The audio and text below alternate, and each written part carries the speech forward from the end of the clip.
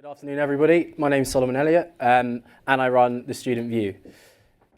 We work specifically with young people attending schools in low-income and underserved communities, and the project started in September 2016. But prior to that, a couple of years before, I was a teacher working in South London. I was a 21-year-old secondary school teacher, so very young, living at home, so pretty much similar to the kids. But what I found really unnerving was that they were incredibly apathetic, they had really low literacy levels, and I was really frustrated with the rise of misinformation and intolerant rhetoric creeping back into the UK's public debate. So I thought the best way to make young people critically media literate would be to actually train them as journalists. It seems like a no-brainer. At that time, though, I didn't know a single journalist and had no formal journalism training myself, so it's quite an uphill struggle. In the UK, we're tackling three problems in particular. These social malaises include misinformation. The NLT are here, so that's great. But this really shocking statistic that only 2% of 8 to 16-year-olds can spot fake news in our country is an absolute disaster. We're also tackling the fact that in the UK, our media is not diverse at all.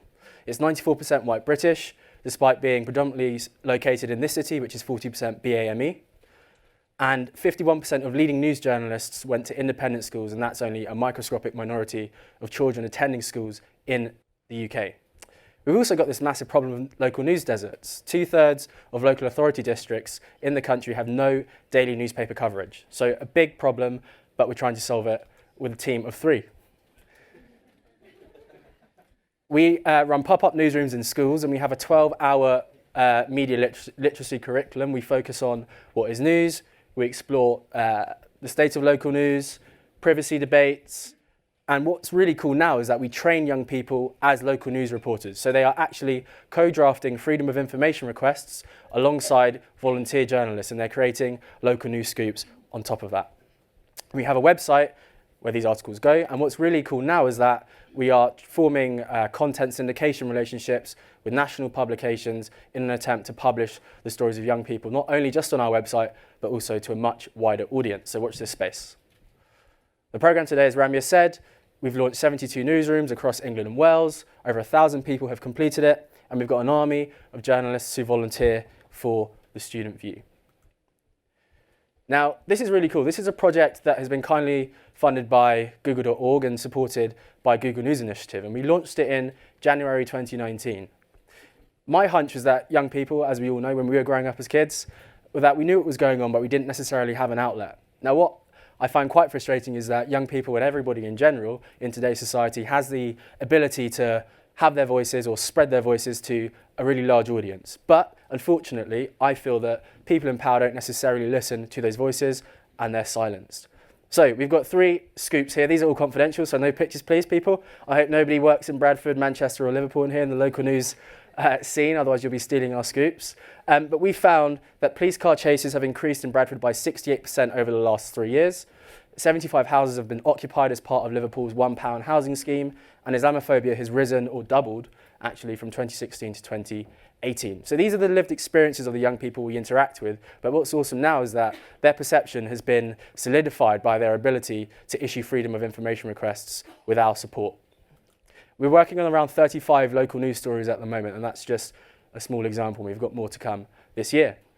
You don't know anybody in this picture, but that's fine. You can see 3 of our Student View journalists here and a woman called Jan Brown. Jan Brown is the Bus Performance Network Lead for Transport for London. That's a really long-winded title, but essentially she is in charge of all of the buses in London, ensuring that they actually turn up on time. But she had a problem. In Harrow in North London, not too far away from here, this school, Bentley Wood, had an issue with their buses. They were late, taking pupils to school, but also taking them back home. So they were getting doubly penalised from their parents and their teachers for being late.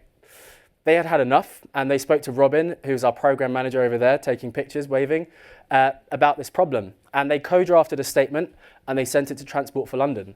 To our surprise, Transport for London actually got back to us, and Jan Brown did in particular. And she visited the school. She rarely visits schools, but there are 3,000 in the capital, and a large number of young people obviously use this method of transportation to get to school and also home. And she pledged in this meeting, she's smiling, but the other 3 are kind of squirming a bit, that she was going to change 2 bus routes in Harrow. And these 2 bus routes take 5.9 million passenger journeys each year.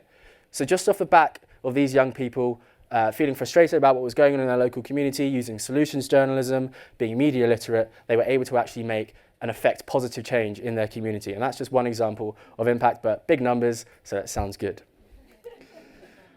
What have we learned? Baby steps. So this started from my kind of idea as an activist teacher as a 21-year-old into a national NGO now. Things can really change quickly. It's particularly helpful when you meet organisations like Google. And I'd say get out there. The ecosystem are actually really willing to help. I kind of had this conspiracy theory hat that it was a concerted effort to marginalise and suppress the voices of young people, and that's just not the case. People are just really busy getting on with their lives, and the news industry is under immense pressure, so people are incredibly friendly. And I say gather as much impact data as possible, whether that's just a kid saying this program sucks, which happened quite a lot at the start, to wider detailed impact studies.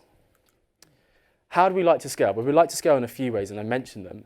But hearing a lot of you today speak about a kind of common forum to share ideas and best practices, I was inspired when Madhav introduced me to Namka, who's the breakout star of the conference today, from Mongolia. So I'm going to plug in one more time.